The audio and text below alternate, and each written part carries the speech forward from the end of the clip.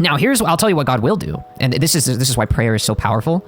When we're praying, for ourselves or when we're praying for other people, God won't force them to repent. He will put circumstances in their life that will really cause them to question what they're doing or help them to realize, maybe I should repent. They have to make the choice themselves, but your prayer on someone else's life can help them to think, maybe I should actually consider this. Maybe this is the truth. Maybe I should look into this a bit more. Or regarding their sins, maybe I should stop doing this. Maybe this isn't actually helpful for me. Like when someone makes bad choices and then bad things happen to them, then they're like, maybe I shouldn't be doing this. Like sometimes that's just natural consequence of their actions, but sometimes when it's just like, where did this even come from? Like it just feels like I did this thing and then like these irrelevant factors are happening. Think of it kind of like when Jonah disobeyed God, right? And then he was swallowed by the fish. Jonah still had to choose to ultimately like go preach to the Ninevites. And it wasn't until he actually made that choice that the whale like spat him out. Obviously that's a more extreme example. He's a prophet. God went to much further ends regarding him, especially considering that Jonah's words ended up saving an entire city that repented, who would have otherwise gone to hell. So maybe people with bigger callings, God is going to nudge them towards the path. But at the end of the day, even Jonah he makes a prayer inside the belly of the whale where he ultimately surrenders to God's will. Like he's done running away from God and he's going to do things God's way. And that's when the whale or the big fish, whatever, spat him out and he did what God told him to do.